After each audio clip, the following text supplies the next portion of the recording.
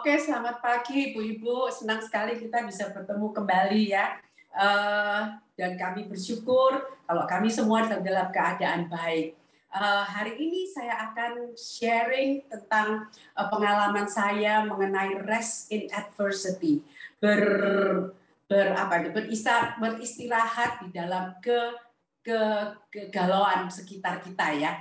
Di Women's Talk ini kita membagikan pengalaman-pengalaman kita dalam perjalanan kita bersama dengan Tuhan. Karena saya percaya melalui pengalaman-pengalaman yang kita dengar itu dari orang lain pun itu yang akan juga bisa membangun iman kita. Kalau saya bisa, semua ibu-ibu juga bisa. Nah, caranya pasti lain-lain ya pengalaman kita ini, tapi saya percaya kebenarannya yaitu firman Tuhan yang itu adalah tetap sama, dahulu, sekarang, dan selama-lamanya. Sebelum saya mulai, nanti kita lihat ini slide ini. Next. Yuk, di dalam slide ini kita lihat ini seorang ibu yang sudah kayaknya kepalanya udah mau pecah kali ya kan. Dia udah dalam pikirannya begitu banyak masalah yang harus dia lakukan. Nah, tapi indahnya di atas itu dituliskan, be anxious for nothing, do not worry, fear not, cast all your cares, all your anxiety, all your worries, and all your concern, once and for all, on Him. For He cares about you with deepest affection and watches over you very carefully. Rest in Him. Jadi rest in adversity itu sama aja dengan rest in Him. Nah, sekarang kita suka nanya kan, how can I rest in Him? Bagaimana kita bisa rest in dalam Tuhan? Begitu banyak sekali masalah yang harus saya selesaikan. Begitu banyak sekali masalah yang harus saya hadapi. Nah, di sharing hari ini saya ingin membagikan ini melalui apa pengalaman saya. Biarpun badai sedang berkeliling ada di sekitar kita, bagaimana sih supaya jiwa kita bisa tenang, seolah-olah tertidur di waktu malam. Dan kita sering belajar bahwa untuk kita bisa rest, kita perlu iman yang kuat, iman yang timbul dari pendengaran akan firman Tuhan. Pengalaman saya pada permulaan tahun ini, itu seperti kita semua ketahui ya, begitu banyak yang terjadi di sekitar kita, di kota kita, di dunia ini ya, begitu banyak hal-hal yang cukup mengerikan gitu. Belum mana pandemik yang juga nggak habis-habis, peperangan, ketidakmenentuan di dalam politik dan ekonomi, juga usaha-usaha kita yang mungkin mengalami masalah, terus sudah gitu dengan keluarga kita ini apa yang terjadi ini dengan segala yang sedang bergejolak ini, apa yang terjadinya hari depan kita gitu. Saya pun juga saya merasa takut, saya merasa khawatir akan hari depan saya dan keluarga saya. Pelayanan banyak, dari pasti saya tahu banyak pelayanan kita yang tidak bisa kita lakukan seperti mana yang kita kehendaki karena ada restriction dari pandemi ini gitu, dan kita harus memikirkan apa yang harus kita lakukan. Jadi pasti saya di dalam diri saya begitu banyak hal juga yang saya sedang pikirkan, tapi setiap kali saya juga tidak bisa hidup dengan segala macam yang ada di kepala saya. Saya harus rest, saya tahu itu gitu. Tapi kan untuk melakukan itu tidak mudah. Tapi Tuhan itu baik, Tuhan itu sungguh baik. Pada permulaan tahun ini Tuhan itu setiap hari dalam renungan saya yang saya baca, itu Tuhan selalu memberikan saya firman-firman yang menguatkan saya, yang memberikan saya ketenangan untuk saya rest. Dan firman-firman yang akan saya bagikan ini di sharing hari ini itu adalah kebanyakan, semuanya boleh dibilang dari apa yang saya terima selama 6 bulan ini ya. Mari di Mazmur saya juga sedang membaca Mazmur ya. Di Mazmur 25 David sedang menghadapi, diceritakan di dalam Mazmur itu bahwa David itu sedang menghadapi begitu banyak masalah. Dia menghadapi musuh, dia juga memerlukan penyertaan Tuhan. Dia juga kesepian, dia juga merasa bersalah akan hal-hal yang dia buat di masa lalu ya, dosa-dosa dia.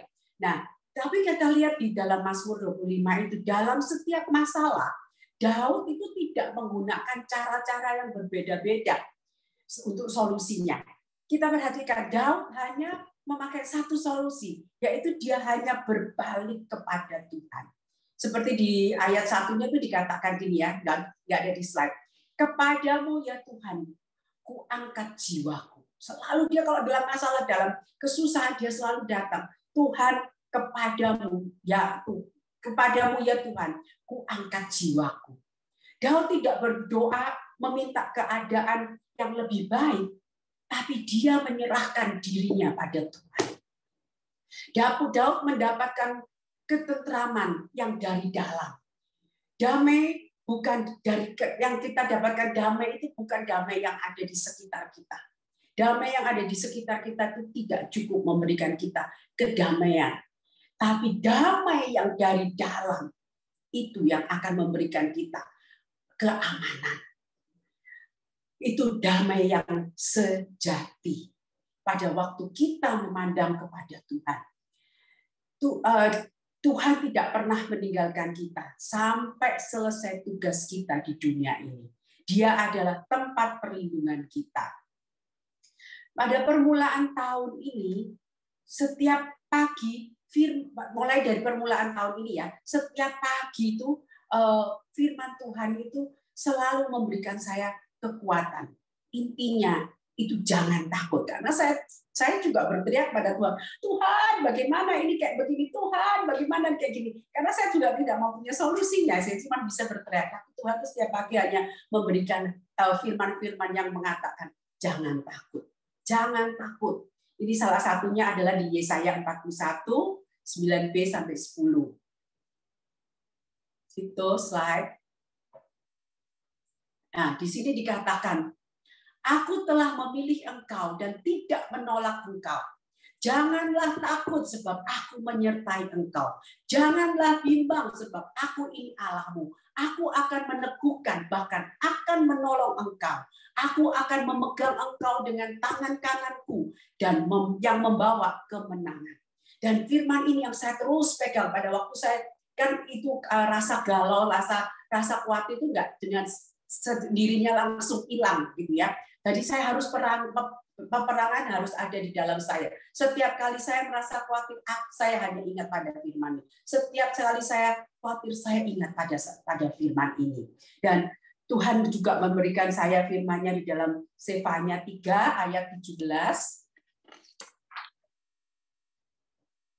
Tuhan Allahmu ada di antaramu sebagai pahlawan yang memberi kemenangan.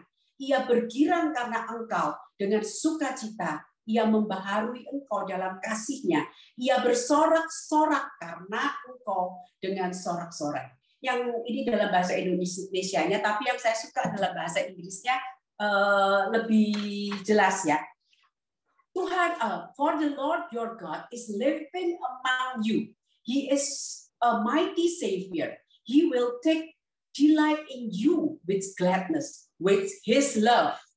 He will calm all your fears. He will rejoice over you with joyful songs. Ini yang sangat waktu itu firman ini sangat berbicara kepada saya. With His love, He will calm all your fears. Itu sungguh-sungguh menguatkan hati saya. With His love, dengan kasih-Nya itu yang akan menenangkan jiwa saya. Di dalam Roma 8:31 Tuhan katakan, sebab itu apakah yang akan kita katakan tentang semua itu? Jika Allah di pihak kita, siapakah yang akan melawan kita? Ini juga menjadi suatu kekuatan. Wow, Tuhan itu ada bersama dengan aku. Siapa yang berani sama aku? Itu yang menjadi kekuatan bagi saya. Di Mazmur 23 ayat 4 pun, sekalipun aku berjalan dalam lembah kekelaman, aku tidak takut. bahaya, sebab engkau besertaku, gadamu dan tongkatmu, itulah yang menghibur aku. Ini juga selalu saya perkatakan. Begitu saya khawatir, begitu saya takut, begitu pikiran saya mulai kalut, ini selalu firman yang saya katakan untuk membangun iman saya, untuk supaya saya kuat. Saya baca di Mazmur 46, hari-hari ini saya sedang membaca Mazmur dari permulaan sampai akhir ya, belum sampai akhir, tapi dalam Mazmur itu sungguh kita mendapatkan dan melihat betapa Tuhan itu mengasihi kita ya. Di Mazmur 46 ini Tuhan mengingatkan saya bahwa Dia itu berkuasa. Dia itu memerintah. Nah, ini saya ambil aja dari 2-3 ya. Allah itu bagi kita tempat perlindungan dan kekuatan sebagai penolong dalam kesesakan. Sangat terbukti. Sebab itu kita tidak akan takut sekalipun bumi berubah, sekalipun gunung-gunung goncang di dalam laut. Dia tetap Allah. Walaupun dunia kusut, sekarang ini dunia lagi kusut kan, walaupun bangsa saling menyerang, walaupun peperangan di kanan kiri, tapi semua ini ada di bawah tangan Tuhan yang berkuasa. Dan Dia itu hadir selalu membantu kita dalam segala kesulitan kita, karena Dia mau kita ini selalu dalam keadaan tenang. Saya juga mendapat firman ini di Efesus 3 ayat 16-17.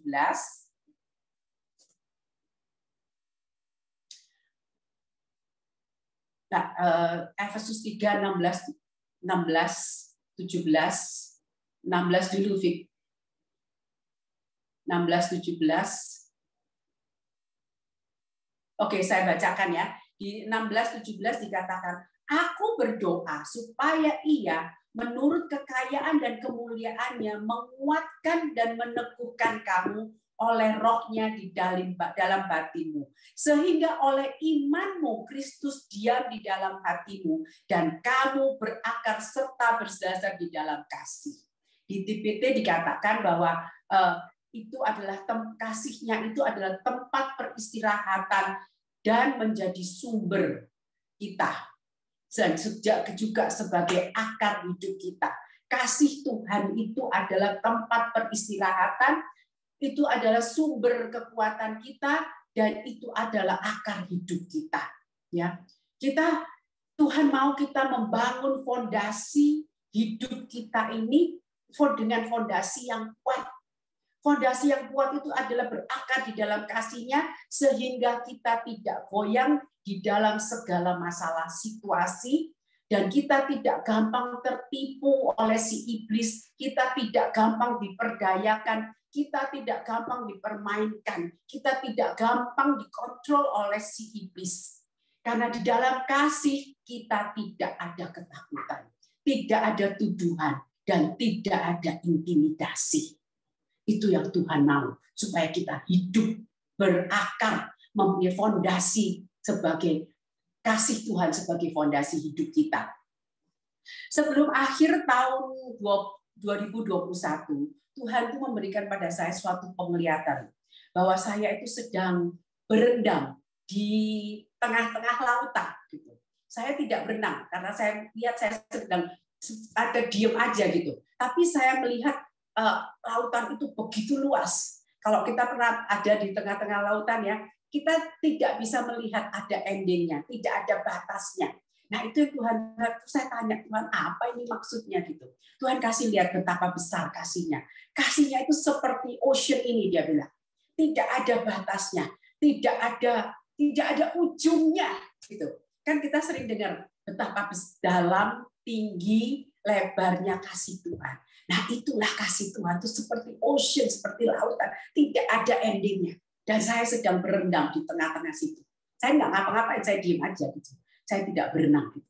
Dan Tuhan, saya percaya Tuhan mau membawa saya mengalami kasih-Nya, kasih-Nya yang tidak berkesudahan. Dan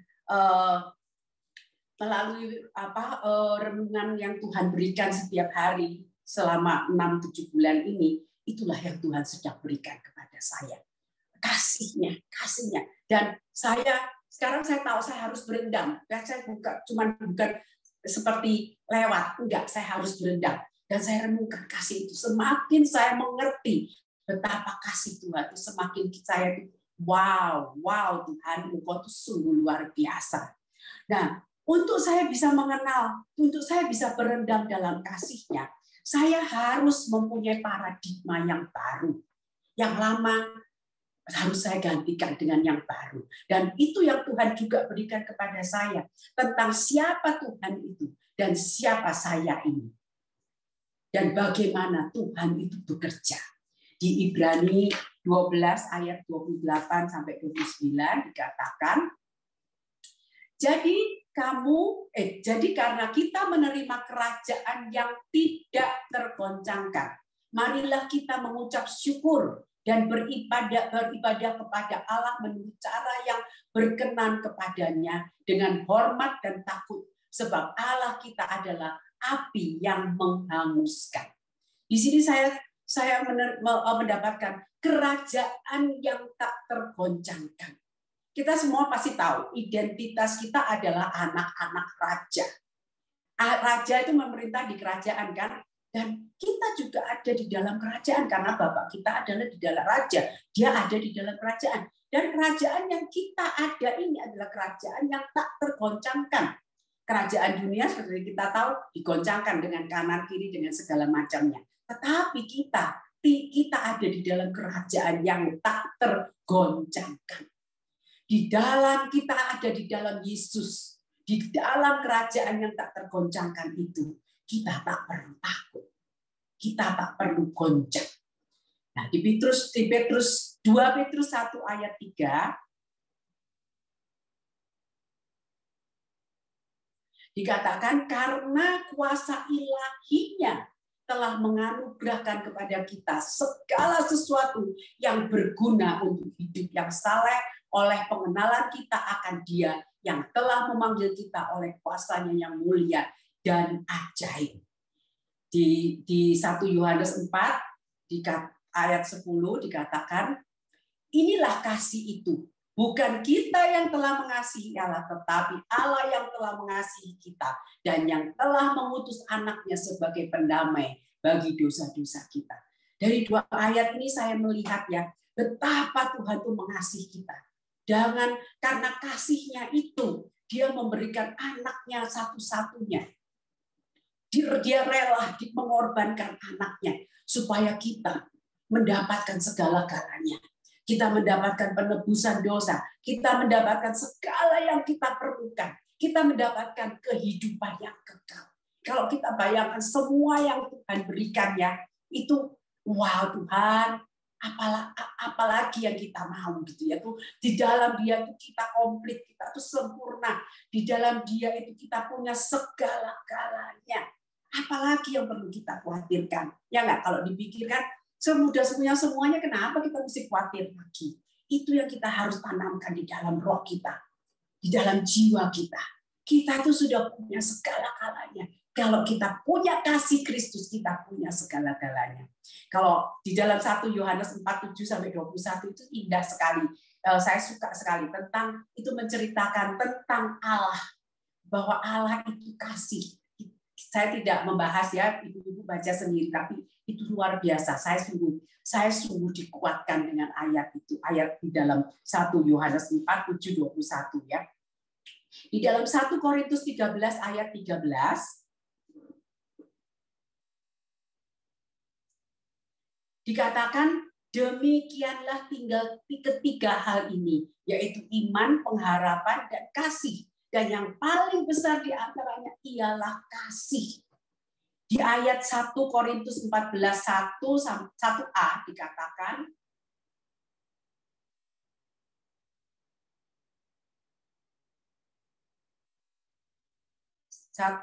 kejarlah kasih itu dan usahakanlah dirimu memperoleh karunia-karunia roh.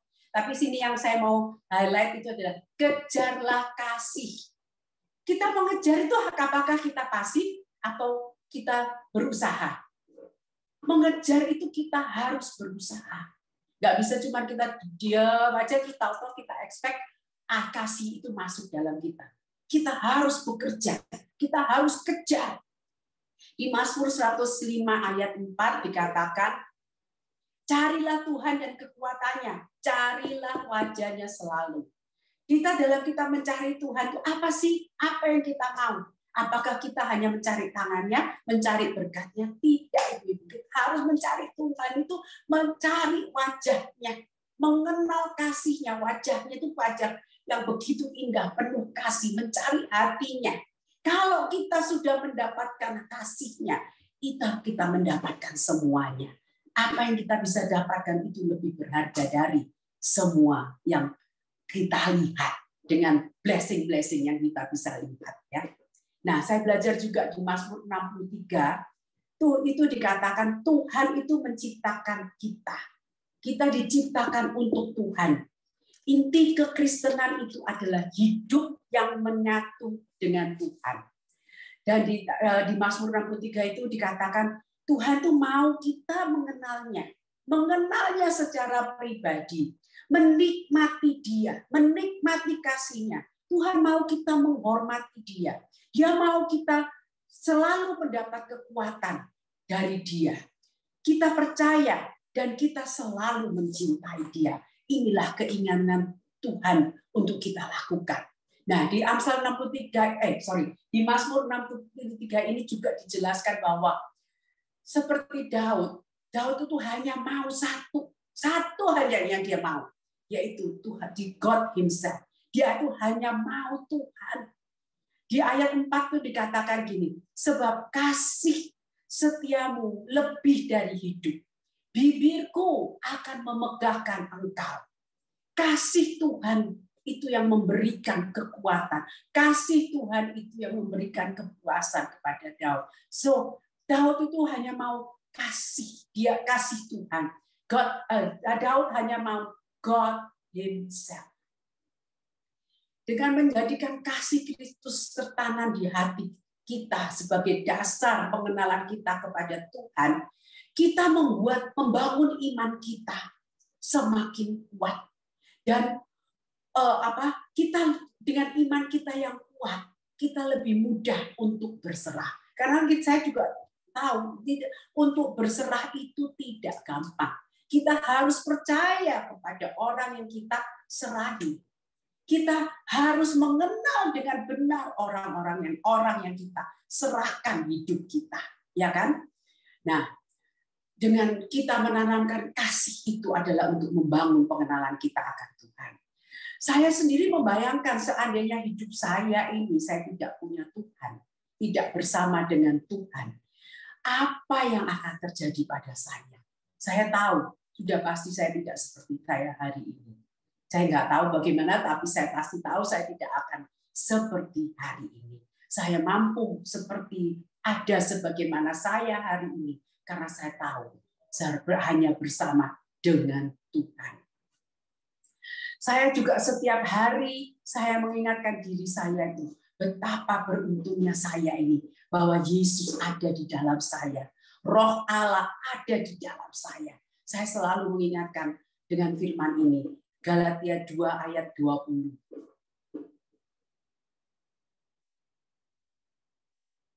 Di Galatia 2:20 dikatakan, namun aku hidup, tetapi bukan lagi aku sendiri yang hidup, melainkan Kristus yang hidup di dalam aku. Dan hidupku yang kuhidupi sekarang di dalam daging adalah hidup oleh iman dalam Anak Allah yang telah mengasihi aku dan menyerahkan dirinya untuk aku. Jadi itu yang menjadi kekuatan saya. Saya selalu ingatkan diri saya. Kamu tidak hidup sendiri. Allah ada di dalam engkau. Engkau tidak sendiri. Allah menyertai engkau. Dan ini juga yang memberikan saya menjadi kuat dalam saya menghadapi segala sesuatu. Di dalam 1 Korintus 6 ayat 19.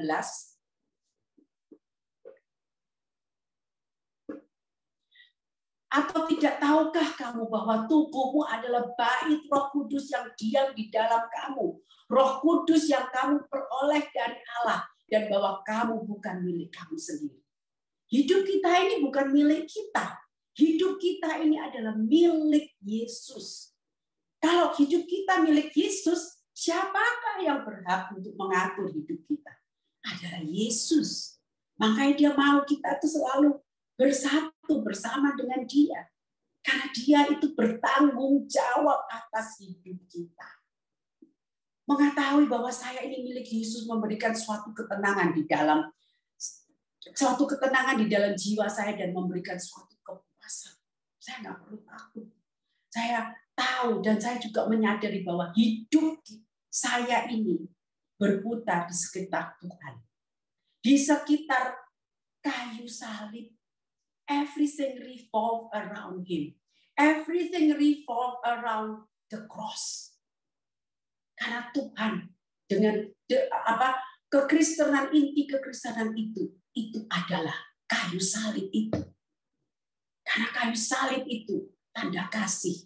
Dan di atas kayu salib itu semuanya sudah selesai. Semuanya sudah diberikan. Semuanya sudah finish. It's all done. Jadi hidup kita itu berputar-putar tuh di situ aja. Beberapa waktu yang lalu saya juga mempunyai suatu beban. Rasanya begitu buka mata, saya ingat ada sesuatu yang membebani saya gitu. Saya sendiri tidak tahu pada mulanya gitu. Dan saya setiap bangun pagi itu ada nggak enak gitu. Tapi saya juga nggak tahu apa yang membuat saya nggak enak tuh. Tapi saya cuma tanya Tuhan, apa ini Tuhan apa ini. Tapi dari hari ke hari, Tuhan tuh merucutkan kepada saya itu pada salah satu dari keluarga saya.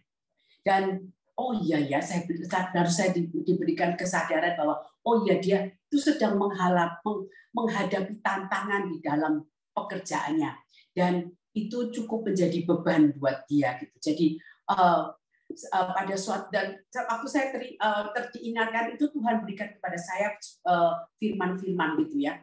Dan Tuhan bilang bagikan firman ini kepadanya, sampaikan firman ini kepadanya. Tapi kita sebagai saya terus terang saya ragu. Ya apa ntar dia itu mau percaya? Apakah ntar dia nggak memikirkan aduh ini ada-ada aja gitu ya. Jadi saya penuh dengan keraguan. Beberapa hari itu saya bergumul dengan diri saya. Apakah saya mau menyampaikan apa enggak? Tetapi itu begitu kencang di hati saya. Saya harus menyampaikan kepada dia. Saya ambil waktu, saya minta waktu sama salah satu keluarga saya ini. Saya sampaikan apa yang Tuhan taruh di dalam hati saya. Dan ternyata dia terima dengan baik. Dan ayat-ayat ini bisa menjadi kekuatan bagi kita semua juga ya. Di 2 Tawarikh 20, 15b dan 17. Tuhan bilang begini, janganlah kamu takut dan terkejut karena laskar yang besar ini, sebab bukan kamu yang akan berperang, melainkan Allah. Dalam 17 dikatakan, dalam peperangan ini tidak usah kamu bertempur. Tinggallah berdiam di tempatmu dan lihatlah bagaimana Tuhan memberikan kemenangan kepadamu. Janganlah kamu takut dan terkejut. Majulah besok menghadapi mereka. Tuhan akan menyertai kamu. Dan berikutnya diberikan juga di Mikha 2 ayat 13. Penerobos akan maju di depan mereka. Mereka akan menerobos dan berjalan melewati pintu gerbang dan akan keluar dari situ raja. Mereka akan berjalan terus di depan mereka. Tuhan sendiri di kepala barisan mereka. Dan next. Di Amsal 3 dikatakan, percayalah kepada Tuhan dengan segenap hatimu dan janganlah bersandar kepada pengertianmu. Dan Tuhan juga berkata, be still and know that I'm God. Itu 4 firman ini yang saya harus sampaikan kepada salah satu keluarga saya ini. Dan saya lega sekali gitu setelah saya sampaikan itu, kayaknya itu saya sendiri tenang dan tidak ada beban lagi gitu. Tidak ada beban lagi. Saya tenang, saya juga setiap pagi saya tidak dibangunkan dengan suatu perasaan yang menjadi beban, yang nggak enak gitu ya. Saya lega sekali setelah hari itu. Dan tapi itulah Tuhan itu luar biasa. Beberapa hari kemudian istrinya pada waktu daily devotion dia, Tuhan memperlihatkan kepada dia bahwa secara alam roh ya, ada musuh-musuh yang musuh kita itu bukan hanya di apa yang kita lihat kan ya, seperti kita ngerti musuh-musuh kita itu terkadang juga ada di dalam alam roh kita ya. Dan ini yang terjadi. Dan Tuhan kasih lihat gitu bahwa di dalam bisnis yang dia sedang kerjakan ini itu ada stronghold yang sudah berabad-abad berada di situ. Dan ketika musuh-musuh ini tahu bahwa anak Tuhan yang akan mengambil alih tempat ini, pasti dia nggak suka kan? Pasti dia tidak mau keluar dari tempat itu gitu. Dan itu saya sangat bersyukur sekali karena Tuhan membukakan hal itu ya. Langsung kita minta tolong dengan seorang pendeta, kita doakan, kita serahkan tempat ini kepada Tuhan. Dan kita percaya bahwa dimanapun kita menginjakkan kaki kita sebagai anak Tuhan, tempat itu adalah milik Tuhan. Dan dari pengalaman ini tuh saya melihat bahwa Tuhan itu ikut campur tangan dalam segala perkara untuk melindungi kita. Walaupun kita tidak tahu, tapi Tuhan tahu. Kalau Tuhan nggak bukakan hal itu, pasti kita akan berperang hanya dengan kekuatan kita. Masalah-masalah itu kita tangani dengan apa yang kita mengerti, dengan pengertian kita sendiri. Tapi karena Tuhan bukakan ada sesuatu di belakang semuanya itu jadi membuat saya itu begitu lega gitu bahwa kita tidak hanya berperang secara apa yang kita lihat dengan masalah-masalah, tetapi di belakang semuanya itu ada suatu kuasa yang harus kita tundukkan terlebih dahulu. Bukan berarti semuanya terus beres ya, enggak. Kita masih berjalan hari demi hari. Kita tahu bersama dengan Tuhan. Dan kita percaya Tuhan yang berperang bagi kita. Kita hanya memposisikan diri kita. Yaitu kita hanya berserah kepada Tuhan. Kita hanya membina hubungan. Kita hanya dekat dengan Tuhan. Supaya kita mengerti dan tahu apa yang Tuhan mau kita lakukan. Di Efesus 3 ayat 20 dikatakan, bagi dialah yang dapat melakukan jauh lebih banyak daripada yang kita doakan atau pikirkan, seperti yang ternyata dari kuasa yang bekerja di dalam kita.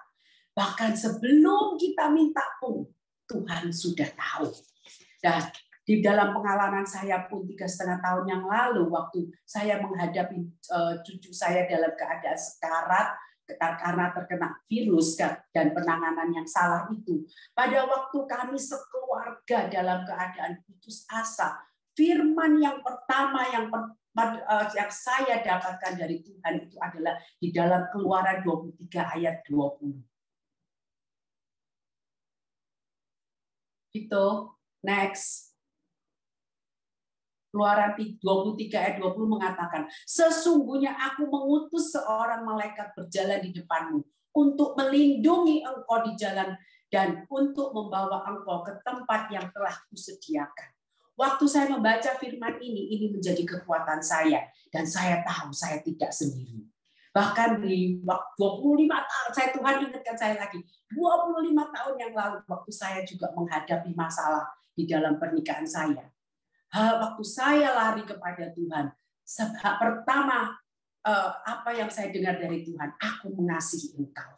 Dan pada saat itu kasih Tuhan itu adalah segala-galanya yang saya butuhkan. Dan oleh karena pernyataan Tuhan itu yang membuat saya menjadi kuat. Dan saya mampu menghadapi hari-hari saya yang di depan itu. Dan melalui pengalaman-pengalaman masa lalu, ibu-ibu, jangan kita lupakan.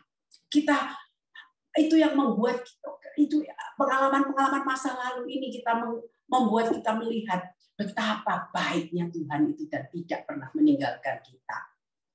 Dan pada dalam renungan saya, salah satu renungan saya yaitu pada tanggal 18 bulan 5, renungan saya yang dari Pak Agus dan Ibu Mala setiap hari itu, yang hari itu judulnya mengucap syukur sebagai gaya hidup di Imamat 5:6 ya, saya nggak baca ayat itu ya. Dan ayat yang hari itu di highlight adalah di ayat Imamat 6, 8, 9, dan 12 sampai 13. Firman Tuhan kepada Musa untuk memerintahkan kepada Harun dan anak-anaknya bahwa korban bakaran harus di atas perapian semalam-malaman dan api harus dijaga supaya menyala terus. Itu yang, dan waktu saya renungkan apa ya ini maksudnya gitu ya.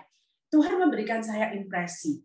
Api roh yang ada di dalam kita itu harus dipelihara untuk terus-menerus menyala dengan besar. Bukan menyala yang setengah mati, setengah hidup gitu ya. Karena kalau apinya itu, dan juga Tuhan itu berikan saya ilustrasi yang luar biasa. Tuhan berikan ilustrasi kalau kita bikin barbecue. Kalau apinya itu nggak besar, dagingnya nggak bisa matang kan? Dan waktu kalau apinya kecil, dagingnya dimasaknya lama, dagingnya jadi nggak enak gitu. Begitu juga dengan kita. Kalau api roh kita nggak menyala-nyala, kita tidak bisa membakar kedagingan kita. Maka kita tidak mampu melakukan apa yang Tuhan mau kita lakukan. Karena kita hanya dimampukan oleh Tuhan. Jadi api roh itu harus besar untuk membakar kedagingan kita. Api di sini yang Tuhan kasih pengertian, api di sini itu bukan seperti api yang panas, tapi api kasih Tuhan. Kasih Tuhan itu harus membara, membakar di dalam hati kita. Kedagingan adalah kebohongan, ketidakpercayaan, ketakutan, kekhawatiran, kecemasan, keegoisan, berhala-berhala, orphan spirit. Itu semua adalah kedagingan kita. Dan korban yang dimaksud di Imamat ini adalah korban syukur. Apa korban syukur yang dari kita? Yaitu ucapan syukur, worship. Tuhan mau kita worship, kita mau mengucap, Tuhan mau kita mengucap syukur itu dari hati yang membara, hati yang menyala-nyala. Bukan worship dengan asal-asalan, cuman lip service aja. Enggak. Tuhan mau worship yang keluar dari hati kita. Tuhan mau kita mempunyai lifestyle of worship, hidup yang selalu selaras, sepakat, dan setuju dengan Tuhan. Hati yang membara karena menikmati dan dipenuhi oleh kasih Tuhan. Roh Kudus dengan api kasih yang membara, membakar, dan menghanguskan kedagingan kita. Dan kasih itu akan memenuhi kita. Roh kasih itu akan memenuhi kita. Di dalam Roma 5 ayat 5 dikatakan,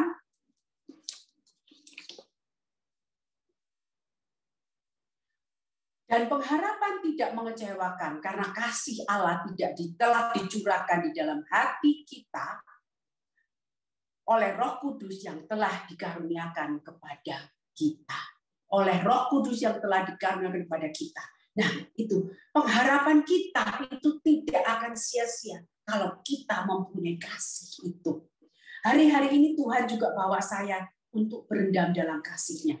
Melalui firman-firman yang saya baca dan renungkan setiap hari. Saya berfokus pada kasih-Nya melalui kebaikan-kebaikan Tuhan yang telah saya alami dan juga dari firman-firman-Nya. Saya dengan yang tadi saya berkatakan pada beberapa tahun, saya bingung, saya khawatir ya. Tapi hari lepas hari, saya tidak lagi merasakan kekhawatiran maupun ketakutan lagi. Saya hanya menikmati kasih-Nya. Nah, seperti judul daripada sharing saya hari ini adalah Rest in Adversity. Sebelum saya bisa menanamkan kasih itu di dalam saya, Tuhan memperbaharui pengertian saya tentang adversity. Apa itu adversity? Kesulitan, masalah. Di Mazmur 71, saya diingatkan bahwa waktu kita di dunia ini, kita penuh dengan masalah atau pergumulan. Di ayat 20 dikatakan, Engkau yang telah membuat aku mengalami banyak kesusahan, malapetaka, Engkau akan menghidupkan aku kembali, dan dari samudera raya, bumi Engkau akan menaikkan aku kembali. Di ayat 20 ini pemazmur mengatakan, di Mazmur 71 ini pemazmur mengatakan, kesulitan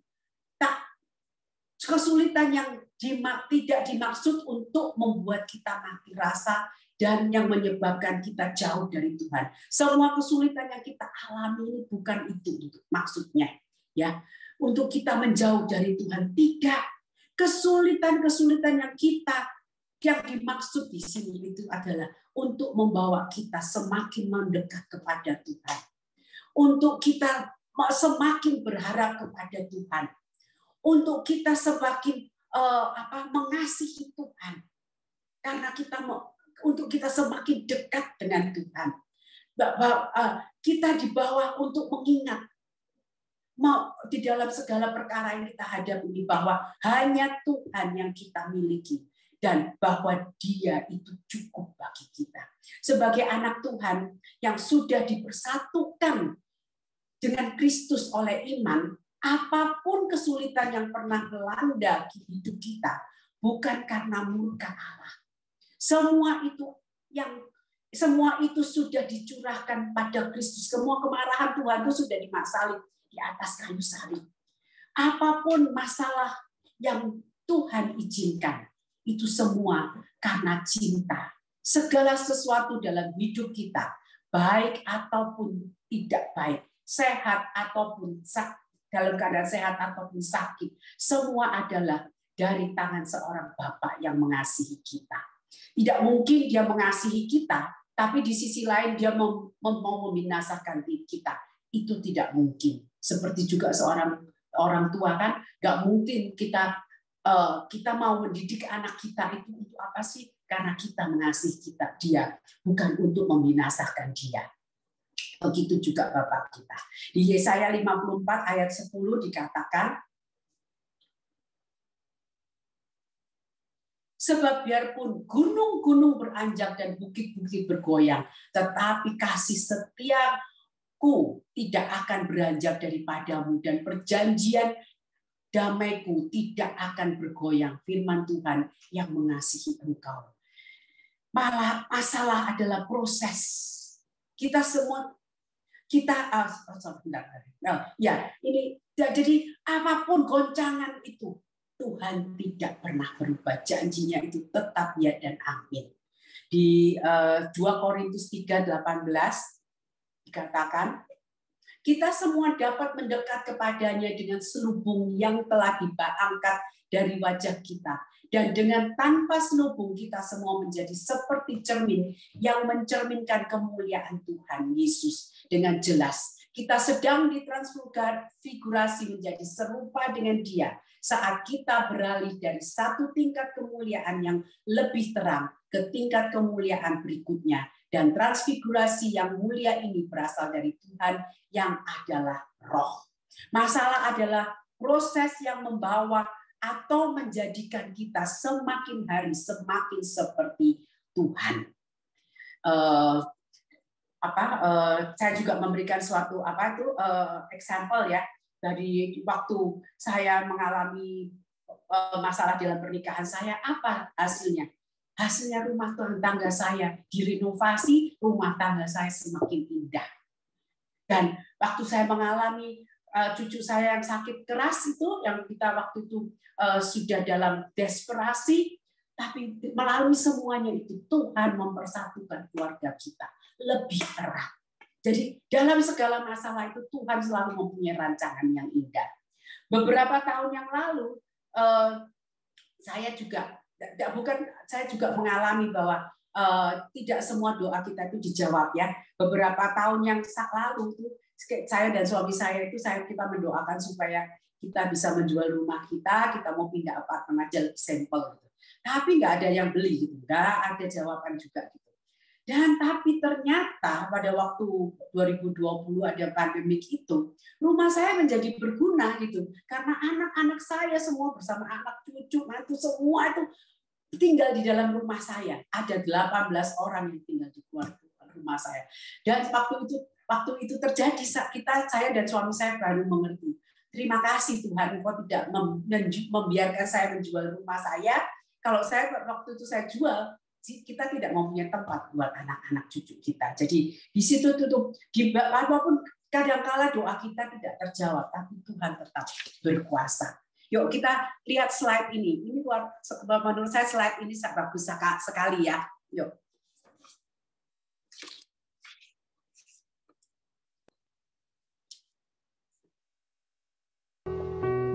Why do bad things happen to good people? If one has faith, all things have meaning.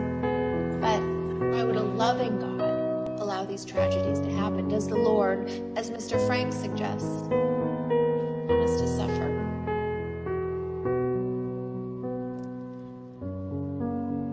I asked for strength,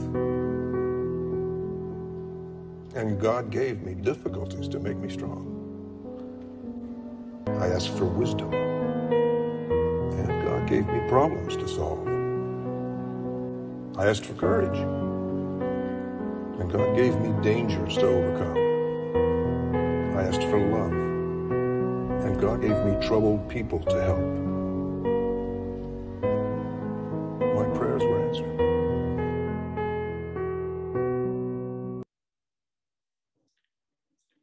Sebenarnya kita lihat ini ya, masalah itu selalu menghasilkan kemuliaan yang lebih besar. Masalah itu baik untuk kita. Masalah itu untuk memperkuat kita. Ya, jadi nggak usah takut. Saya sendiri pun juga sekarang kalau saya menghadapi masalah, jangan kita tanya, why me God? Why me? Tapi kita harus bertanya, Tuhan apa yang Kau mau ajarkan kepada saya melalui masalah ini? Jadi kita harus memakai kacamata positif ya. 2 Korintus 4 ayat 17 dikatakan, sebab penderitaan yang sekarang ini mengerjakan yang bagi kami kemuliaan kekal yang melebihi segala-galanya, jauh lebih besar daripada penderitaan kami. Itulah yang dimaksudkan oleh Tuhan, untuk penderitaan bukan untuk menghancurkan kita, tetapi untuk membangun kita. Di Ibrani 4 ayat 16 dikatakan, sebab penderitaan ringan yang sekarang ini mengerjakan bagi kami kemuliaan kekal yang sebab itu marilah kita dengan penuh keberanian menghampiri takhta kasih karunia supaya kita menerima rahmat dan menemukan kasih karunia untuk mendapat pertolongan kita pada waktunya. Ya. Segala yang kita terima atau yang terjadi dalam hidup kita hanya oleh karena kasih karunia, bukan usaha kita. Karena di luar Tuhan kita tidak mampu melakukan apa-apa, bahkan kita tidak bisa mengubah diri kita sendiri. Tuhan sudah memberikan semuanya bagi kita. Sekarang Tuhan mau kita menikmati the glory that is inherited to us, yaitu grace, menikmati kasih-Nya, berendam dalam kasih-Nya. Di dalam Korintus 12 ayat 9 dikatakan, tetapi jawab Tuhan, kepadaku cukuplah kasih karuniaku bagimu, sebab justru di dalam kelemahanlah kuasaku menjadi sempurna. Sebab itu terlebih suka aku bermegah atas kelemahanku, supaya kuasa Kristus turun menaungi aku. Di luar Tuhan kami tidak bisa berbuat apa-apa, kami lemah. Kasih karunia-Nya cukup untuk kita. Oleh karena itu, hanya bersama Tuhan kita dapat melakukan perkara-perkara besar. Ya, bersama itu apa sih? Bersama itu menyatu. Tuhan, kan tadi kita sudah tahu bahwa Tuhan ada di dalam kita, kita ada di dalam Dia. Oleh karena itu, Tuhan itu sudah ada di dalam kita. Tuhan mau kita bekerja sama dengan Dia, tapi seringkali kita lupa bahwa Tuhan itu ada di dalam kita. Kalau kita tidak menginvolvekan Dia, Dia juga diam aja gitu. Jadi kita yang mesti aktif menginvolvekan Dia. Kita mesti berkomunikasi selalu dengan Dia, supaya kita bisa bersama Dia. Kita melakukan perkara-perkara yang besar. Di Amsal 91 ayat 1 dikatakan, orang yang duduk dalam lindungan yang maha tinggi dan bermalam dalam naungan yang maha kuasa. Ini saya tuh sangat tertarik sekali dengan firman ini yang berkata, orang yang duduk dalam lindungan yang maha tinggi dan bermalam. Itu apa sih artinya? Yaitu orang yang selalu dekat dengan dia. Bukan orang yang asal lewat. Hanya orang yang hanya datang sepintas selalu aja. Kalau lagi perlu dia datang, kalau enggak dia pergi. Enggak. Tuhan mau tuh kita duduk diam. Berkomunikasi, berfellowship dengan dia. Membangun hubungan dengan dia. Dan Mazmur 139 dikatakan, ini adalah doa saya ya, boleh bilang hampir setiap hari. Tuhan, aku mengundangmu menyelidiki ke dalam hatiku. Periksalah aku secara menyeluruh. Temukan segala yang mungkin tersembunyi dalam diriku. Ujilah aku dan saringlah semua kecemasanku. Ini yang sebetulnya Tuhan maksudkan. Kecemasan kita ini yang masih ada. Itu kita harus sadari dan supaya Tuhan tunjukkan dan harus kita buang, harus kita keluarkan. Karena kecemasan ini, lihatlah apakah ada jalan penderitaan yang ku telusuri dan bawa aku kembali ke jalan-jalanmu yang mulia dan kekal. Jalan yang membawa aku kembali kepadamu. Karena kecemasan ini adalah sesuatu yang Tuhan tidak suka. Kecemasan ini menandakan bahwa kita itu tidak percaya kepada dia. Dan ini adalah menjadi penghalang bagi kita untuk menggenapi rancangan Tuhan di dalam hidup kita. Jadi kalau mesti ada kecemasan, mungkin kita kadang-kadang nggak sadar. Minta Tuhan selidiki selalu. Serahkan kecemasan ini kepada Tuhan.